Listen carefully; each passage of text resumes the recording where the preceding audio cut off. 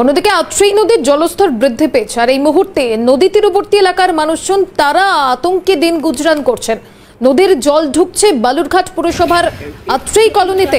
বাড়ি ঘর ছেড়ে আশ্রয় এলাকার স্কুলে প্রশাসন এখনো সেভাবে খোঁজ নেয়নি। আত্রেই নদীর জলস্তর বেড়ে গ্রামে ঢুকে গিয়েছে, রীতিমতো আতঙ্কে সেখানকার মানুষজন রয়েছেন।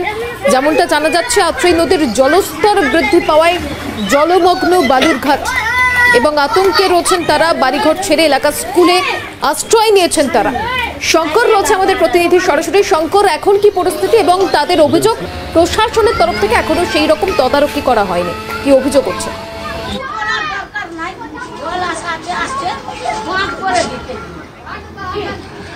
দেখো, উত্তরবঙ্গ জুড়ে বর্ষা হচ্ছে এবং সেই বর্ষার কারণে কিন্তু জল বাড়ছে বিভিন্ন নদীতে, দক্ষিণ দিনাজপুর জেলার বিভিন্ন নদীতে। ইতিমধ্যে কিন্তু আত্রেই নদীর জলও বেড়েছে এবং সেই জল কিন্তু যে শহরে যে 17 নম্বর ওয়ার্ড আছে, সেই 17 নম্বর ওয়ার্ডের সেই জল রয়েছে, তাদের কিন্তু এই পাড়ার মধ্যে কিন্তু জল ঢুকে গিয়েছে ইতিমধ্যে। তোমাকে বলে রাখি, একটু আমি তো বলবো যে টিউবওয়েল রয়েছে একটা, দেখতে পাচ্ছ টিউবওয়েল রয়েছে, টিউবওয়েলটা কিন্তু ডুবে গিয়েছে এবং এলাকার যে বাড়িঘরগুলো রয়েছে প্রতিটা বাড়িতে কিন্তু সেই জল কিন্তু এখন পর্যন্ত উঠে গিয়েছে। অর্থাৎ শহরের মধ্যে যে 17 নম্বর ওয়ার্ড আছে, সেই 17 নম্বর ওয়ার্ডে কিন্তু জলমগ্ন হয়ে গেছে এলাকা। আমরা এলাকার বিভিন্ন লোকেদের সঙ্গে একটু কথা বলে নেবো।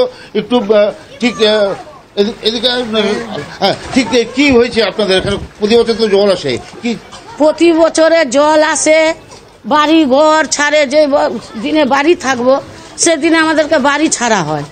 বাড়ি ছাড়ে যাই, ওই ভবনে থাকি। ভবনে তো একটা দুটা লোক থাকে না, জিনিসপত্র নিয়ে টানাটানি হয়, খাবার কষ্ট হয়। এবার এই যে এই জল যেটা, এটা যদি বাদ করে দেয় তাহলে শান্তিভাবে থাকা যায়। একটু বাড়ি ঘরে গেট করে দিলে হয়। আমরা কাজে যাই, জলে আমরা এইরকম হেঁটে হেলে যেতে হয় কাজে আমাদেরকে। প্রতি বছরই কি করা বান একটা করে দেন, আমাদের সুইচ গেট করেন সামনে। আচ্ছা, আমরা সাধারণ মানুষের সঙ্গে কথা বললাম, আপনি কিভাবে দেখছেন বিষয়টা? আমরা তো প্রতি বছরে বাড়ির থেকে বের হতে হয়, আর এবং যে বছরে যদি মানুষ যদি বাড়িতে না থাকে, জল বৃষ্টির জন্য সবাইকে পালাতেই হয় এখান থেকে। শঙ্কর, এটা এবছরের ছবি শুধু নয়, স্থানীয়রা বলছেন এটা প্রতি বছরের ছবি। তো প্রতি বছর যদি এই পরিস্থিতি হয়, তারা কি প্রশাসনিক আধিকারিকদেরকে জানায়নি এখনো পর্যন্ত এই বিষয়টা? 8-8:30টার সময় জল চলে যায়, আবার 12:30টার সময়। দেখো, আমরা একটু কথা বলে নেবো এবং এখানে যিনি রয়েছেন আমাদের বিজেপি টাউন সভাপতি।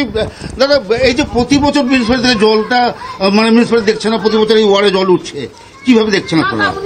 এই তৃণমূল সরকার তো কাটমানির সরকার, সেটা আপনারা ভালো মতনই জানেন। এরা কাটমানি খেতে খেতে একদম তলানিতে গিয়ে ঠেকেছে। এইখানকার যে বস্তিটা আছে, বস্তির অধিকাংশ লোক পৌরসভার সাথে অ্যাটাচমেন্ট, পৌরসভায় কাজ করে এরা। এদের এখানে সামনে একটা পার্ক করেছে, পার্কটা করে হয়তো পার্কটা করার কি দরকার ছিল? এদের একটা পুনর্বাসন পুরো একটা বিল্ডিং করে দিলে পরে আমাদের ট্যাক্সের টাকা দিয়ে হোক না কেন, পুনর্বাসন একটা দরকার বা একটা ইমিডিয়েট দরকার। এরা প্রতি বছর এটার মধ্যে ভুক্তভোগী হয়। আর পৌরসভা আজকে দীর্ঘদিন ধরে পৌরসভা আছে, এরা কি এদের নজর ঢোকে না? এরা কি এটা নিয়ে রাজনীতি খেলছে নাকি? এটা একটা আবাসন করে দিতে পারলে ভালো। এদের একটা আবাসন ইমিডিয়েট দরকার।